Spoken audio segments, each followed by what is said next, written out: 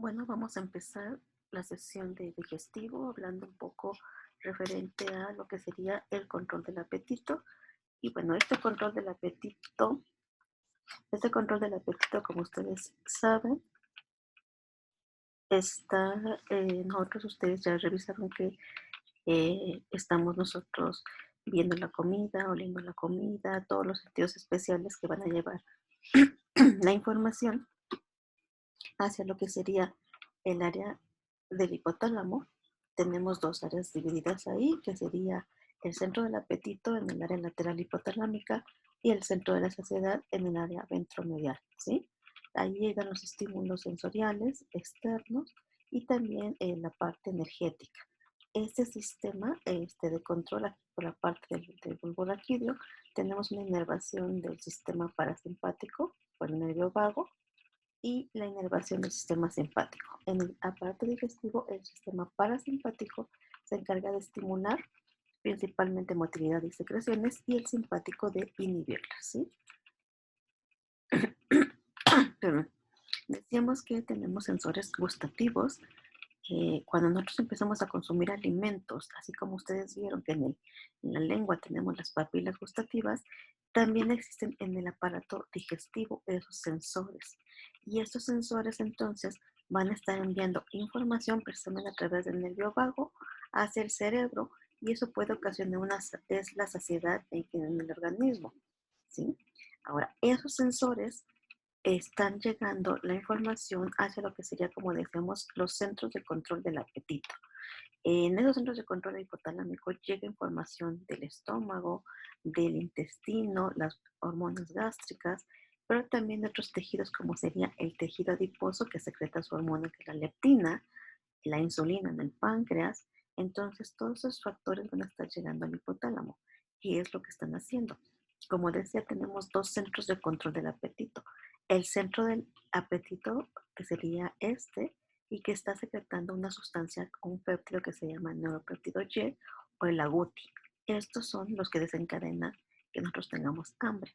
Por el otro lado tenemos al centro del control de la saciedad que está secretando propio melanocortinas o está secretando el CAR, que sería el receptor de las melanocortinas, y este es el de la saciedad.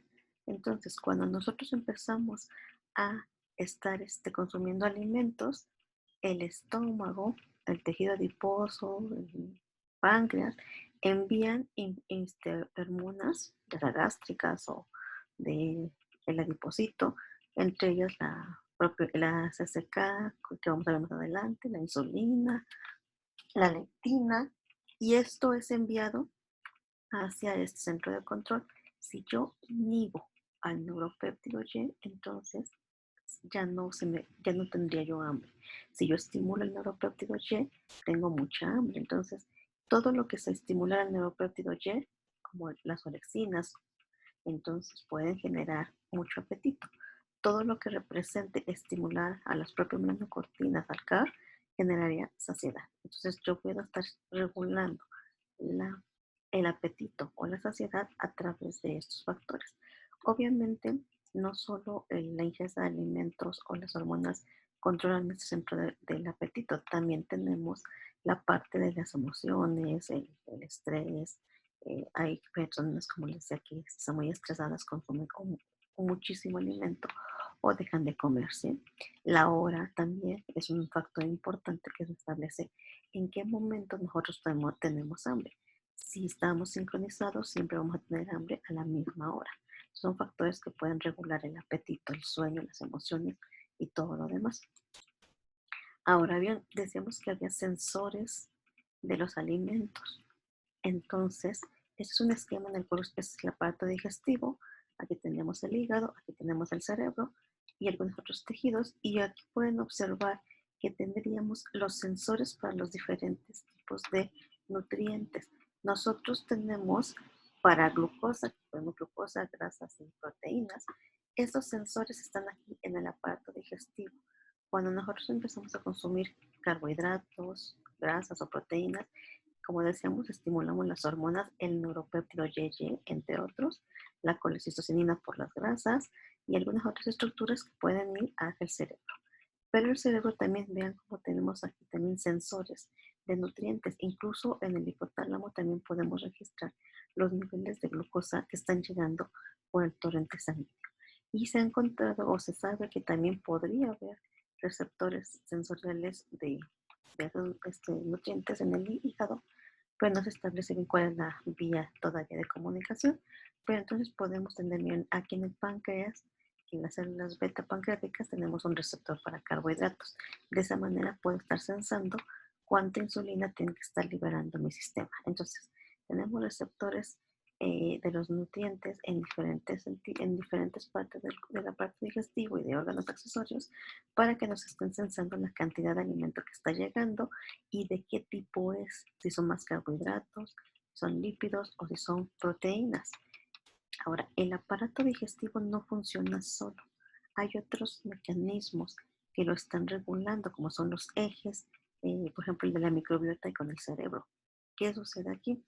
Aquí en el aparato digestivo nosotros tenemos bacterias, los bacteriodetes y los firmicutes. Y estas bacterias que están acá en el aparato digestivo pueden enviar señales que pueden afectar el sistema inmune, el sistema endocrino, y todos estos van a estar llegando la información al cerebro. Estas esta microbiota, entonces, al enviar la información hacia el cerebro envía una respuesta. Es una interacción recíproca. ¿Qué es lo que manda en contextación del cerebro? Cambios en la motilidad, la secreción, todo esto, y en función de la flora intestinal. Es decir, la flora intestinal puede ejercer un efecto sobre el nivel del cerebro y al mover, al activar diferentes neurotransmisores, puede modificar el estados emocionales, como les decía, la depresión, el autismo, déficit de atención y hiperactividad, puede cambiar la respuesta al estrés, puede cambiar el sueño y viceversa. El estrés, la falta de sueño puede afectar la flora intestinal y al afectar la flora intestinal puede alterar nuestro sistema inmune, generar una respuesta inflamatoria y contribuir con eso a la obesidad. Entonces, se sabe que un desbalance de la flora intestinal va a contribuir a que una persona sea o presente mayor obesidad, precisamente por este daño en esta microflora y tiene una interrelación con estados emocionales. Entonces, este eje de la microbiota y el cerebro es muy importante para determinar el funcionamiento del aparato digestivo, su interacción con el cerebro y los sistemas emocionales, así como procesos inflamatorios en el sistema, ¿sí? Otro de los ejes muy importantes que controlan o tienen que ver con el aparato digestivo es el adipoinsulinar. Aquí, que también tiene mucho que ver con lo que consumimos de alimento y la cantidad del alimento. Cuando nosotros empezamos a comer, sobre todo carbohidratos, por ejemplo, sabemos que el páncreas libera insulina, una gran cantidad de insulina en respuesta a esos carbohidratos. La insulina, ¿qué va a hacer? La insulina viaja por el torrente sanguíneo y llega al tejido adiposo y estimula la liberación de leptina. La leptina es una de las hormonas del tejido adiposo que viaja hacia el cerebro y como ya habíamos visto, la leptina genera saciedad porque estimula o inhibe al neuropéptido Y, mejor dicho. Estimula los propios al CAR y inhibe el neuropéptido Y. Y entonces nosotros tenemos saciedad. Ahora, cuando nosotros comemos tan rápido, entonces este eje no funciona de manera adecuada y por eso consumimos una cantidad excesiva de alimento. Por eso es importante que cuando comamos debemos hacerlo de manera lenta para que este eje pueda funcionar y la insulina pueda tener un efecto en la leptina. Cuando nosotros no tenemos leptina, entonces no podemos generar la saciedad. Sin embargo, en las personas con obesidad tenemos una gran cantidad de leptina. Y lo que está pasando es que al tener tanta leptina, porque el tejido adiposo crece tanto, entonces hay una sobrecarga de leptina en el cerebro y el cerebro lo que hace es quitar receptores. Es decir, así como hay una resistencia a la insulina en un diabético, también tenemos resistencia a la leptina en la obesidad. Aunque yo tenga mucha leptina circulante, los receptores desaparecen en el cerebro y entonces no son sensibles a esa leptina y por eso se genera resistencia a la leptina. ¿Sí? Entonces, es una de las principales patologías en una persona con obesidad. Ok, muy bien. Ahora, hablando un poco de cómo trabaja el aparato digestivo, es importante mencionar que está regulado por diferentes reflejos. Tenemos reflejos cortos y reflejos largos. ¿Cuál es un reflejo largo? Cualquier información, como ya dijimos, que salga del estómago, del intestino, delgado, grueso, y que llegue al cerebro. Eso es un reflejo largo. Un reflejo corto es la interacción entre partes del aparato digestivo. Por ejemplo, si el intestino delgado está trabajando, no puede permitir que llegue más alimento del estómago, entonces el intestino delgado manda una señal hacia el estómago, ¿sí? Ese es un reflejo precisamente corto. Entonces, o el intestino grueso controla cuánto alimento está pasando del intestino delgado al grueso. Entonces, son reflejos cortos que tienen que ver con modulación del aparato digestivo. Otro aspecto muy importante para entender estos procesos es la digestión y la absorción. Nosotros acá, en el lumen del aparato digestivo, nosotros tenemos los nutrientes, los lípidos, los aminoácidos, los carbohidratos, y tienen que atravesar toda la célula para poder llegar al torrente sanguíneo. Cuando hablamos de digestión y absorción, mejor dicho, de absorción, entonces tenemos que hablar de mecanismos de transporte.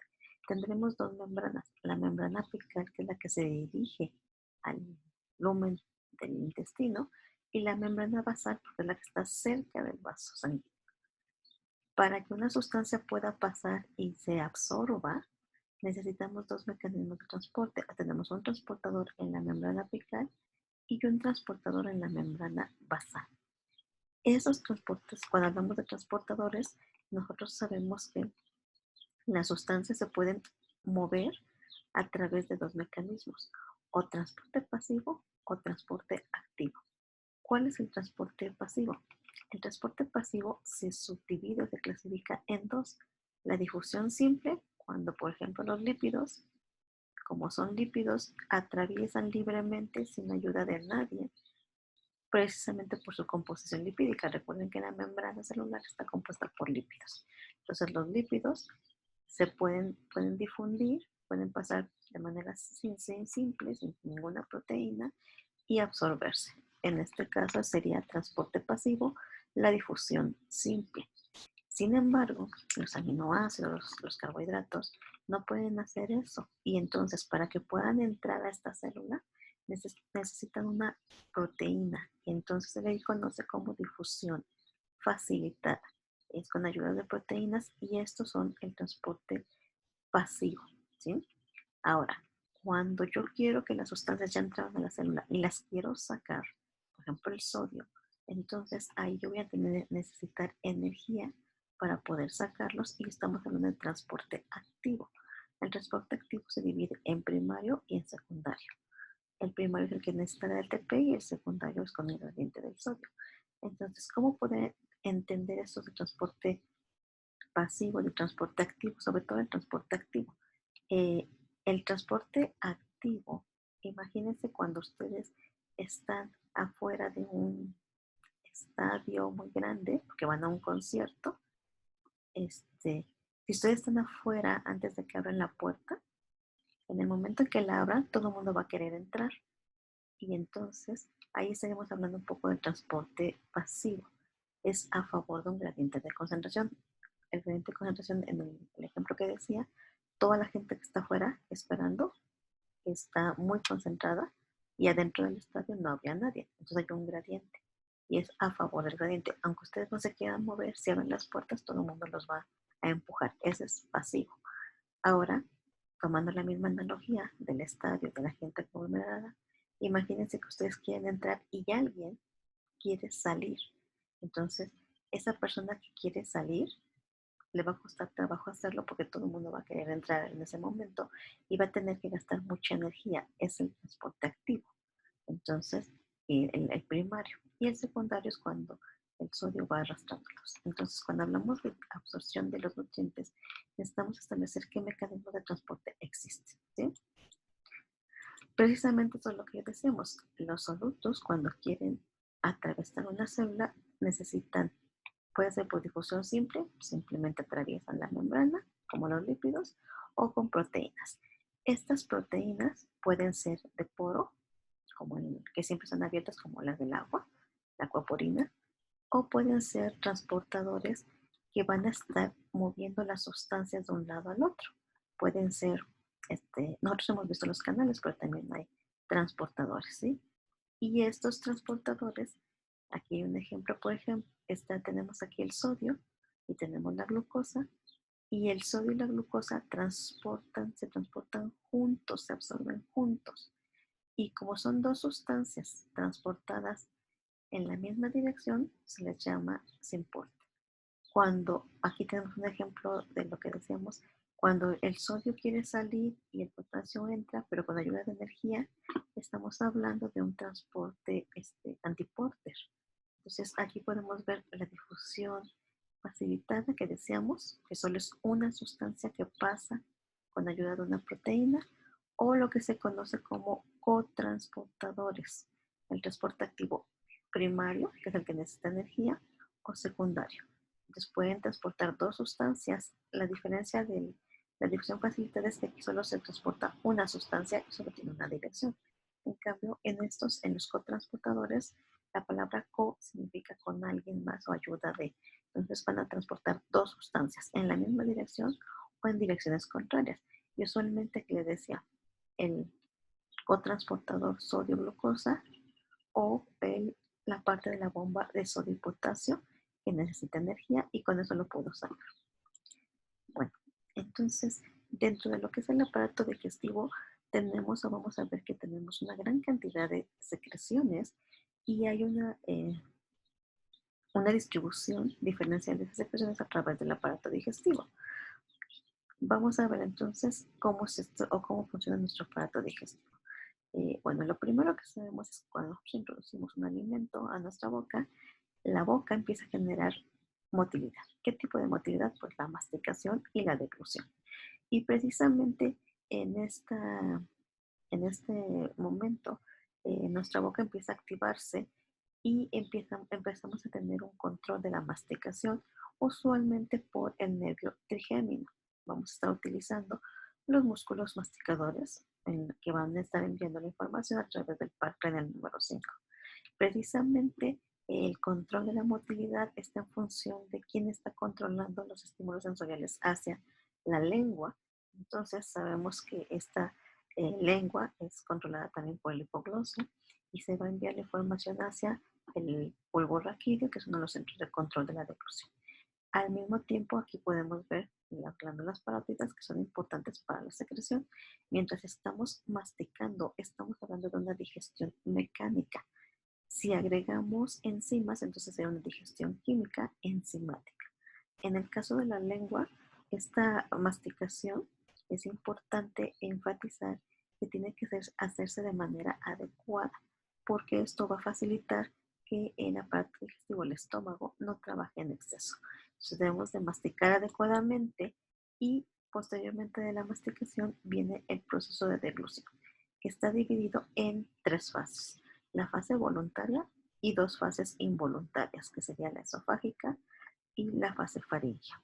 Entonces, aquí lo que nosotros podemos observar es que cuando nosotros estamos consumiendo alimentos, nosotros podemos controlar, en este caso, o tenemos la fase oral, que sería cuando la lengua empuja el bolo contra el paladar blando y la parte posterior de la boca, y se empieza a generar el reflejo de la deglución. Pero una vez que el alimento empieza a pasar, ya no lo podemos regresar. Entonces ahí entraría la fase esofágica, que yo tengo que contraer el esfínter esofágico, generar una onda peristáltica primaria, para que el alimento vaya a pasar. Pero también acá es importante mencionar que necesitamos cerrar las vías respiratorias para que el alimento vaya pasando sin que se vaya a estas vías. Cuando nosotros estamos comiendo y hablando o viendo la televisión, entonces nuestro cerebro está más enfocado en poner la atención a los estímulos sensoriales y deja abierta esta vía. Por eso parte del alimento se basa en las vías respiratorias y empezamos a ahogarnos. En la última fase, que es la fase tendremos aquí cuando estamos pasando el alimento se mueve hacia abajo en el estómago, impulsando por las horas peristálticas y ayudado por la gravedad. Es importante que Como decíamos, está cerrando todas estas fases. Nosotros inhibimos la respiración casi cuando comemos y si estamos comiendo de pie, el alimento va a caer por gravedad. La deglución entonces va a estar también controlada por algunos estímulos, principalmente aquí los receptores que tenemos en la parte de la boca, el esófago, la faringe, van a enviar la información por el glosofaringeo y el nervio vago hacia, como decíamos, el bulbo raquídeo, que es el centro de control de la digestión, el de la deglución. Ahí este bulbo raquídeo va a enviar la información de salida a los eferentes a través del nervio vago, como decimos, la estimulación parasimpática, o por otros nervios, como ya habíamos visto, el trigémino, el glosofaringeo, el hipogloso, y van a controlar los músculos, principalmente, en este caso, los músculos de las faringe, la laringe, y eso puede controlar los procesos de la deglución en la fase oral, ¿sí? Una vez que el alimento va pasando hacia el video, cuando hablamos de los procesos de la boca y de la lengua, entonces decíamos que la motilidad de la masticación y la deglución. ¿Qué secreta en nuestra boca? Pues saliva, ¿sí? Y aquí es muy importante la glándula parótida. Esa secreción de saliva que tenemos acá eh, es muy importante para generar ciertos procesos. ¿Por qué es importante? Bueno, la saliva, si ustedes la han visto, la han tocado, por supuesto, es viscosa. Entonces, el moco tiene que ver o tiene un contenido de mucinas muy alto, que son esas glicoproteínas y que le dan esa consistencia de viscosidad. Pero esa saliva que estamos secretando también tiene enzimas. Dentro de ellas, la más importante es la amilasa salival o tialina. Esa amilasa está funcionando en un pH neutro, pero también puede trabajar en pHs desde un poco ácidos, desde 4 hasta un poco básicos como 11.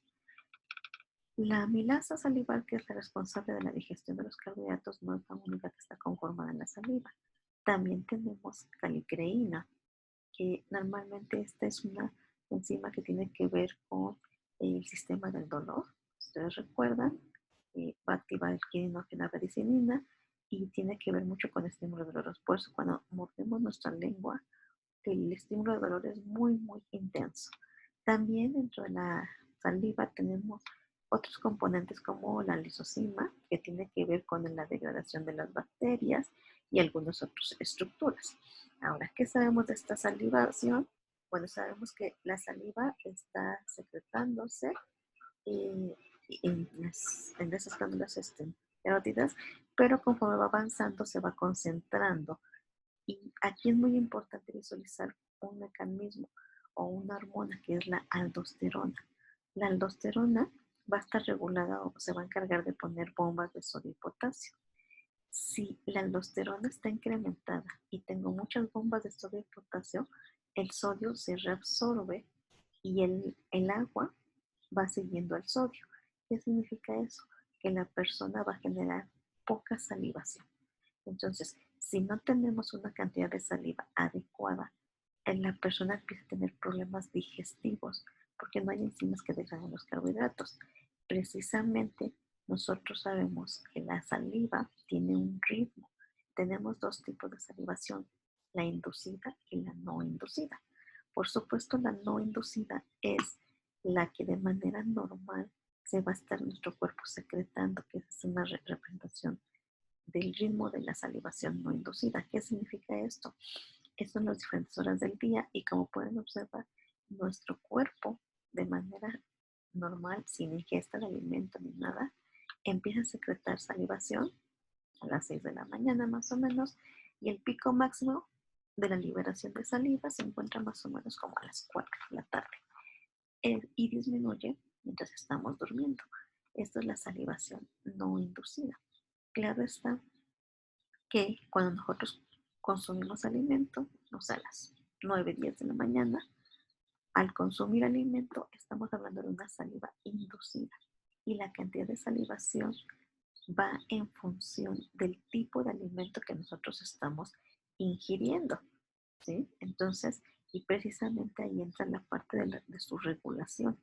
Si nosotros empezamos a percibir el aroma de la comida o vemos comida, se envían los centros, la información hacia los centros de control superiores, como ya habíamos dicho, y se va a estimular principalmente el sistema parasimpático, que es el responsable de secretar acetilcolina, y va a pasar por el ganglio óptico y el submandibular para llegar a las glándulas parótidas y submandibulares que van a tener con el control de la salivación.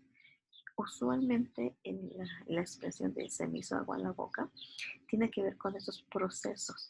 ¿Cuántas salivas yo estoy secretando? Y eso va en función del tipo de alimento. Precisamente cuando nosotros consumimos un alimento la primera vez, recuerden que de acuerdo a lo que ustedes establecieron, la primera vez yo no sabía cuánta salivación iba a necesitar, pero una vez que lo consumo, se genera un recuerdo y entonces esta estimulación, esta regulación, la segunda vez que consumo el alimento, el cerebro ya tiene sensado cuánta cantidad de saliva es la que yo necesito para ese tipo de alimento.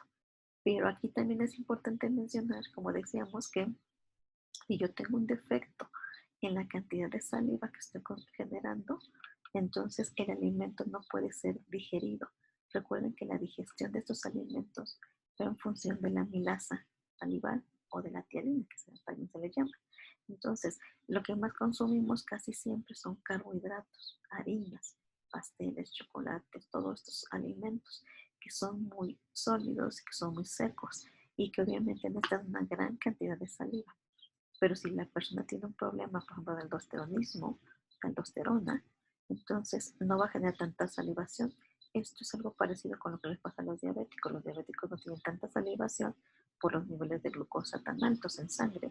Y entonces esto puede ocasionar que al tener menos saliva se genere un daño en la digestión enzimática desde la boca.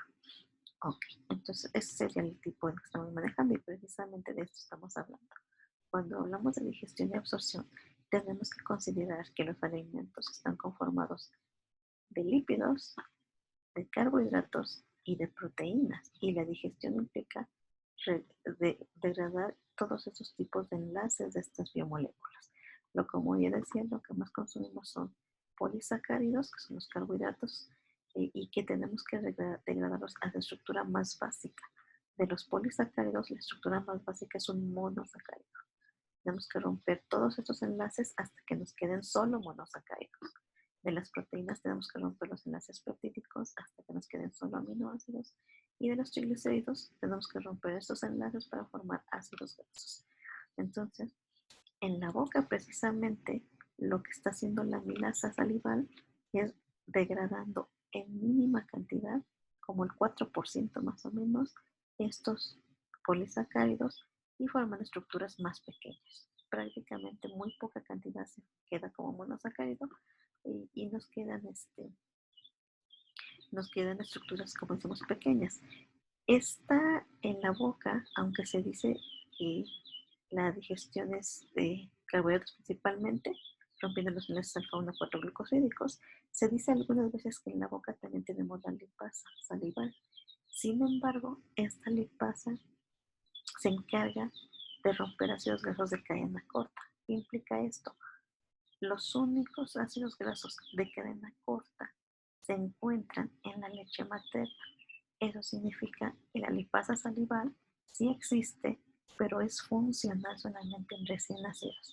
Todos los lípidos que contienen nuestros alimentos son de cadena larga, entonces no pueden ser degradados por esta lipasa salival, tendrían que ser degradados por otra, la lipasa pancreática. Entonces, en la boca, la principal enzima es la amilasa salival, encargada de degradar carbohidratos, pero solo en una mínima porción, como el 4% aproximadamente.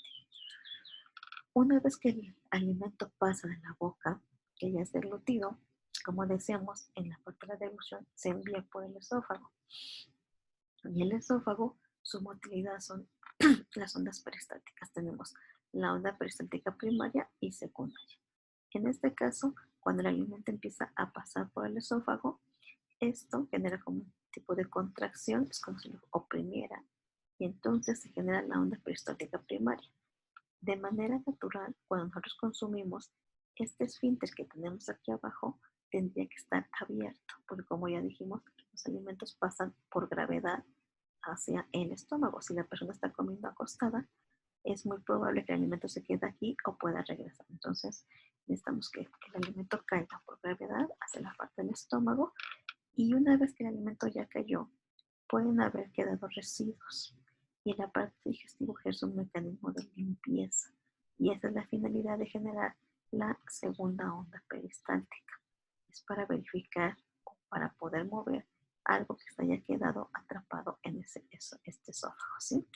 Entonces, para el movimiento en general de todo el aparato digestivo, aquí se ve la parte del esófago, aquí la motilidad es por movimientos peristálticos, la onda esofágica, la onda peristáltica primaria, aquí se puede observar cómo se está generando una contracción en los músculos. Normalmente el músculo del aparato digestivo está conformado o estamos trabajando con los músculos circulares que pueden permitir el peristaltismo. Precisamente este peristaltismo tiene que ver con cuando el alimento está llegando al esófago o cualquier parte del aparato digestivo, se distiende y el estiramiento estimula lo que sería la acetilcolina.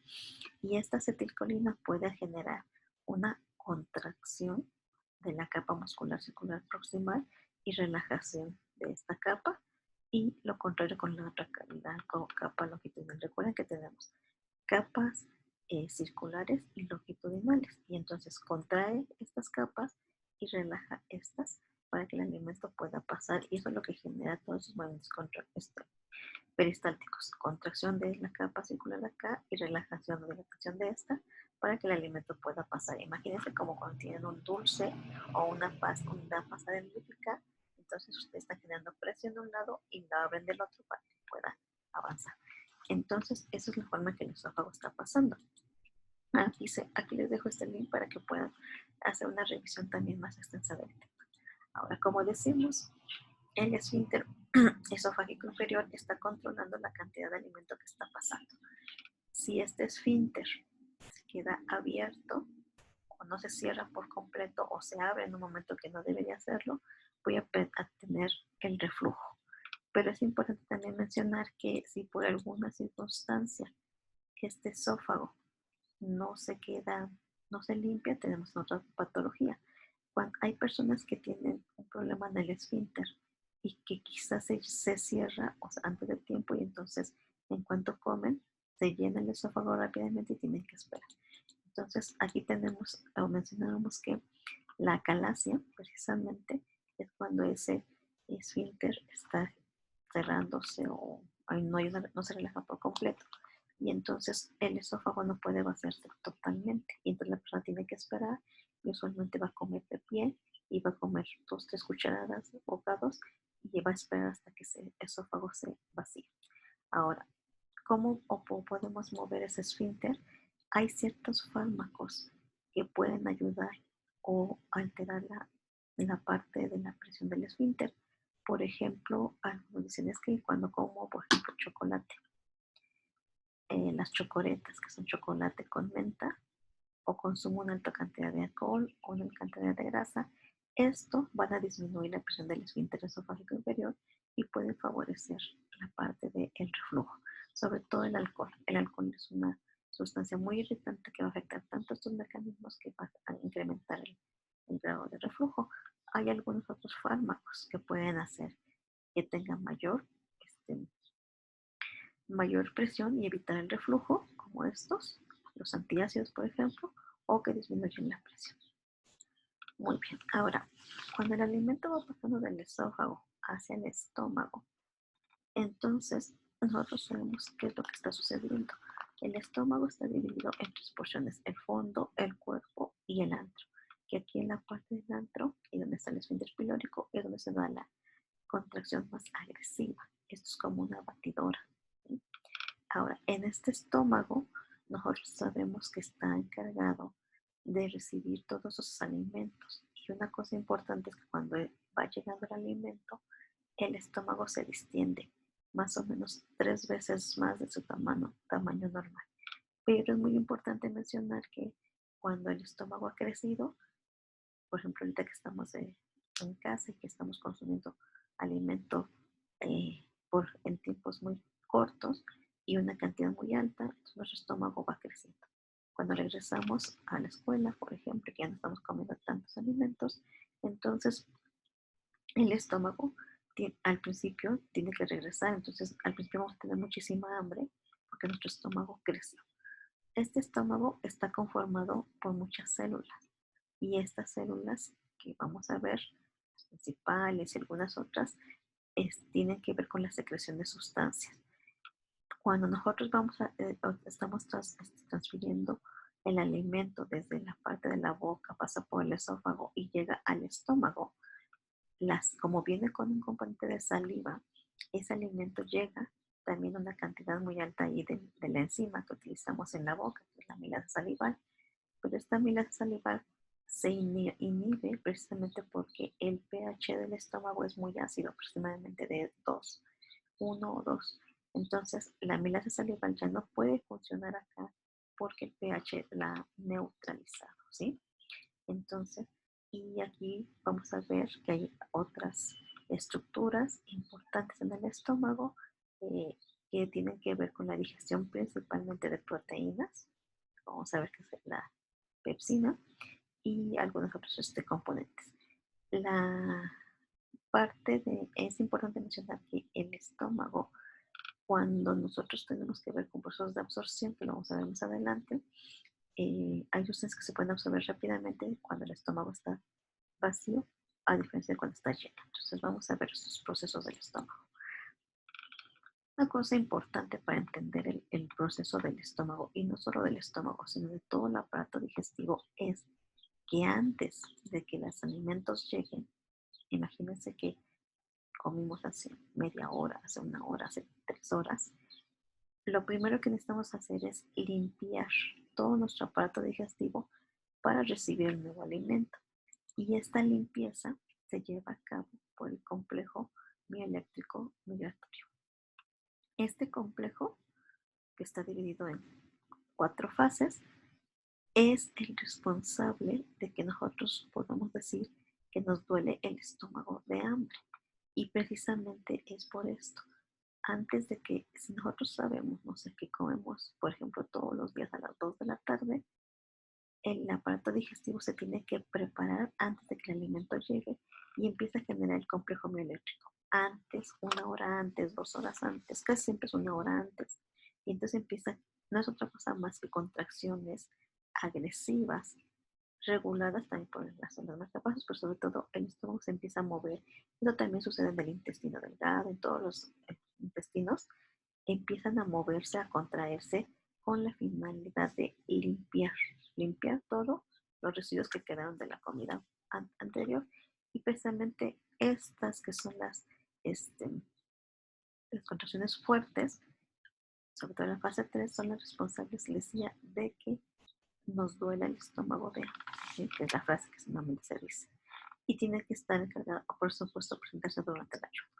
Una vez que ya llega el alimento y que el estómago se distiende, el alimento, de acuerdo a su dirección, va a ser, se mueve en función de la parte superior a la parte pilórica. Lo vamos a enviar acá porque aquí es donde se generan las contracciones más agresivas.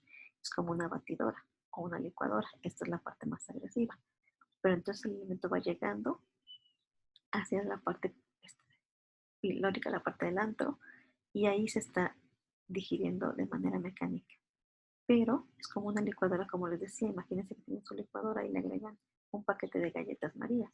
Si lo quieren moler, posiblemente se digiera mecánicamente, pero no adecuadamente. Entonces, ¿qué pasa? Si son sustancias muy grandes, lo regresa de propulsión y entonces le agrega ácido clorhídrico y lo vuelve a pasar hacia el antro y entonces empiezas a batirlo nuevamente. Entonces está regresando, agregándole ácido y regresando nuevamente a esta parte para la contracción agresiva. Todo lo que se digiere aquí, como decíamos en el principio, tiene que pasar por el píloro y el píloro solo tiene 2 milímetros de diámetro. Entonces, Esos son los mecanismos generales. El alimento tiene que ser eh, digerido mecánicamente por las contracciones del estómago y enzimáticamente vamos a ver que hay una mínima porcentaje, pero sobre todo para proteínas. La motilidad gástrica entonces está siendo regulada principalmente por los nervios. Como ya habíamos visto, el parasimpático siempre va a estimular motilidad y secreciones. Y el que va a inhibir es el simpático, ¿sí? Ahora, normalmente, como decimos, esta estimulación o este control tiene que ver está en función de varios mecanismos. Ahora, vamos a ver primero esta parte del control. Vamos a ver. Cuando el alimento está llegando a este estómago y está siendo digerido y va a pasar hacia la parte del intestino, el intestino puede regular la parte del vaciamiento, es decir, qué tan rápido se vacía el estómago o qué tan lento lo hace. Entonces viene la fase del vaciamiento gástrico. Cuando el estómago ya ha trabajado, tiene que vaciar su contenido hacia el intestino. Y normalmente el vaciamiento gástrico depende del tiempo, pero también depende de lo que se consumió de alimentos, ¿sí? Es decir, si nosotros comemos alimentos como carbohidratos de digestión rápida, como un cóctel de frutas, este cóctel de frutas se digiere rápidamente y entonces el vaciamiento es muy rápido. Por eso cuando comemos fruta, tenemos hambre a lo mejor 20 minutos después, ¿sí? Porque el vaciamiento es muy, muy rápido. Lo contrario con las grasas. Las grasas, por ejemplo, ese es el vaciamiento gástrico con carbohidratos. Vean cómo el tiempo es muy, muy rápido, pero las grasas no. Las grasas tienen un vaciamiento gástrico de aproximadamente 3 horas incluso. Es decir, cuando nuestra comida tiene un alto contenido de grasas, nos da hambre en periodos más largos porque el tiempo que necesitan las grasas para digerirse y para ocasionar el vaciamiento es muy largo. La digestión de las grasas se lleva por aproximadamente en 4 horas. Entonces, normalmente este vaciamiento gástrico es importante y está en función del tipo y cantidad de alimentos que se está ingiriendo. Y la velocidad del vaciamiento gástrico está regulada por ciertos factores. ¿Quién va a estimular el vaciamiento gástrico? Dos mecanismos principales, aparte del estómago, el intestino. ¿Cómo es este proceso? Cuando los alimentos están llegando a la parte del intestino, nosotros tenemos aquí receptores, los quimioreceptores, que pueden estar sensando sustancias, en este caso el pH, o algunos otros receptores como serían los nutrientes. En el caso del pH, que es uno de los sensores de las estructuras que van a influir en el vaciamiento gástrico, cuando está pasando el ácido clorhídrico del estómago hacia el intestino, esto puede cambiar el pH. Los cambios en el pH pueden inhibir el vaciamiento gástrico. Otra de las cosas que sucede es que yo puedo tener acá en esta parte del intestino sensores que me regulen o que me detecten, por ejemplo, lo que está llegando de los alimentos. En este caso, por ejemplo, yo puedo tener un sensor que me detecte la cantidad de lípidos que están llegando. Cuando tengo una gran cantidad de lípidos, el intestino genera la colecistocinina y la colecistocinina es una hormona que tiene que ver o que inhibe el vaciamiento gástrico. Entonces, lo que serían algunas estructuras como los aminoácidos también tienen que ver con estos mecanismos. Entonces, estamos hablando que el vaciamiento gástrico se puede inhibir casi por control reflejo del intestino, ya sea por cambios de pH por colecistocinina, o se puede estimular por la gastrina, que eso normalmente es a nivel del estómago.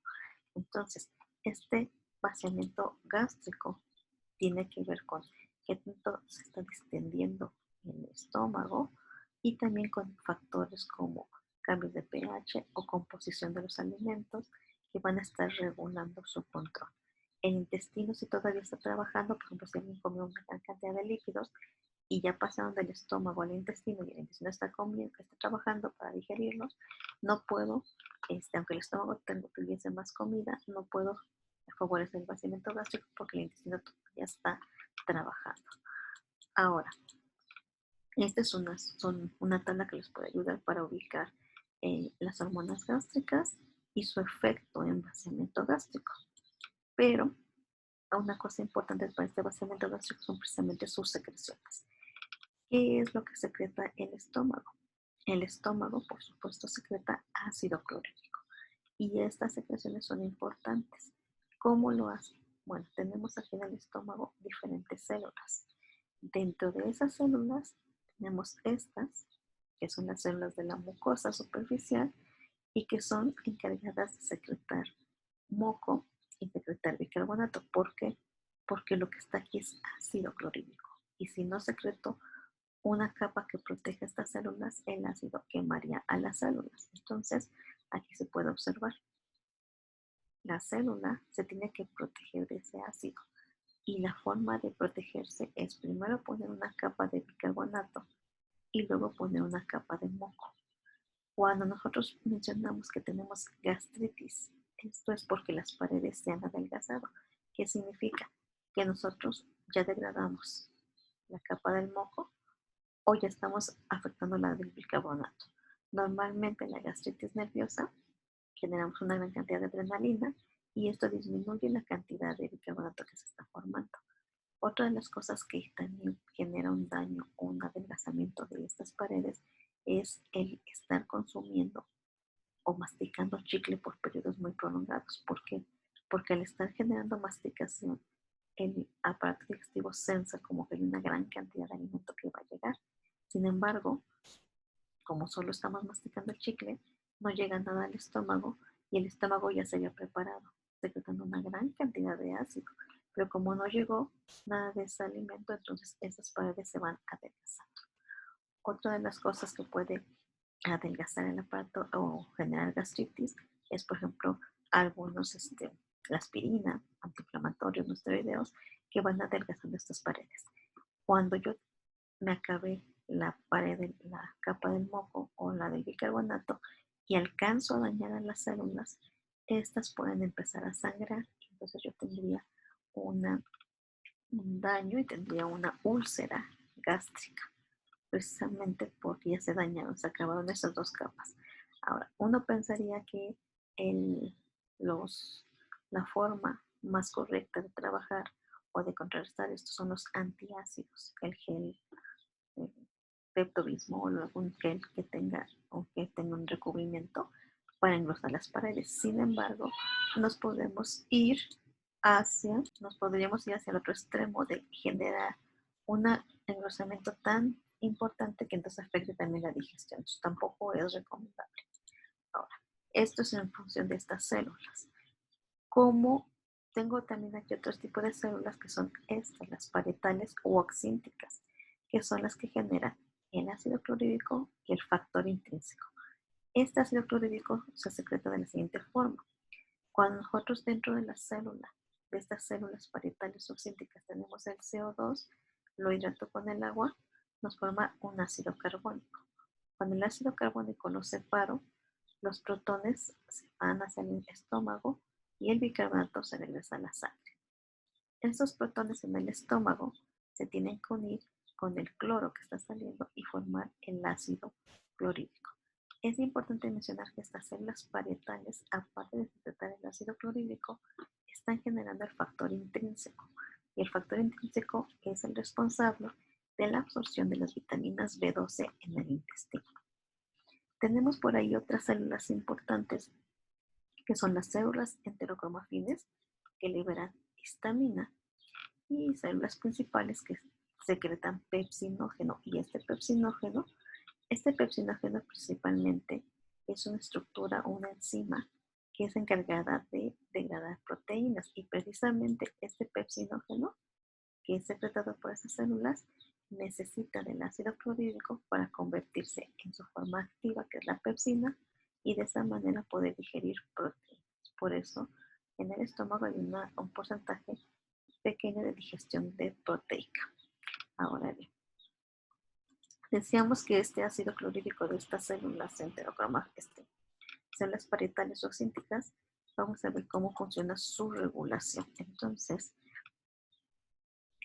bueno, para poder ver esta parte de secreción del ácido, primero necesitamos ver que el estómago, su regulación va en función de tres fases, bueno, de la fase cefálica, la fase gástrica y la fase intestinal.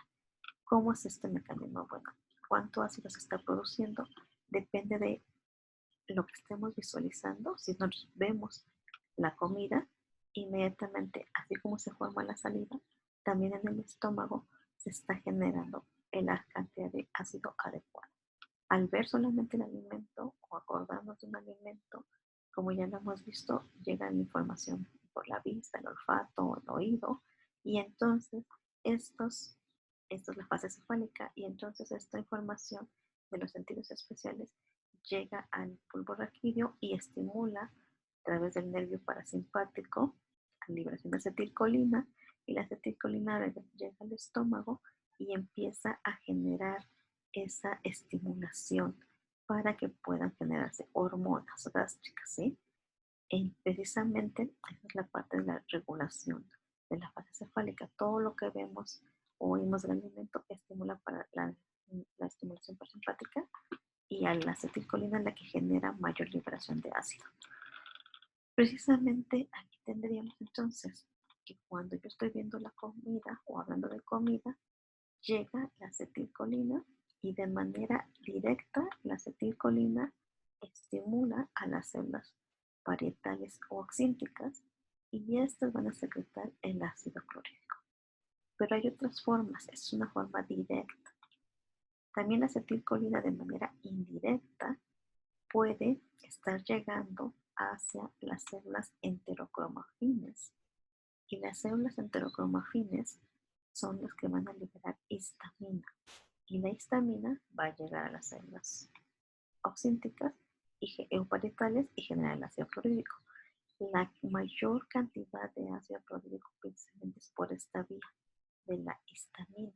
Por eso, cuando tenemos acidez en el estómago, nos dan ranitidina, porque la ranitidina bloquea la histamina. Y al bloquear la histamina, la cantidad de ácido clorhídrico que se está secretando disminuye. Entonces, es una forma indirecta, pero es la fuente de mayor secreción de ácido, la liberación de histamina, a través de la estimulación de las enterocromafines por la acetilcolina. Pero si esto sucede de manera indirecta, tenemos también otras vías. La acetilcolina llega a las células G, y estas células G liberan gastrina.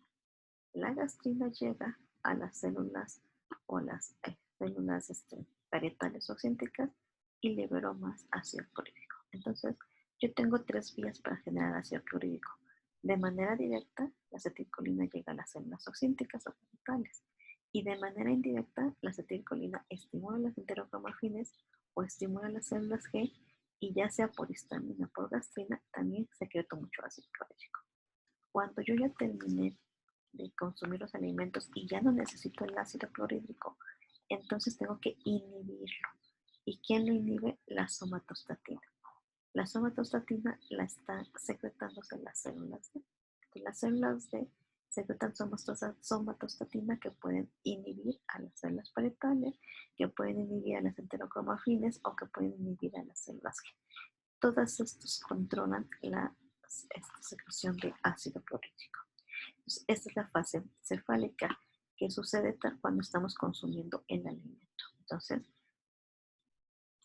cuando estamos viendo el alimento. La fase gástrica e intestinal, la fase gástrica tiene que ver con esta parte de distensión. Cuando el alimento llega, se distiende el estómago, y la distensión del estómago estimula para que se pueda secretar también este ácido. Entonces, la fase cefálica es la parte de visual, todos sentidos especiales, y la fase gástrica es por la distensión de acuerdo a los alimentos, sobre todo las proteínas, ¿sí?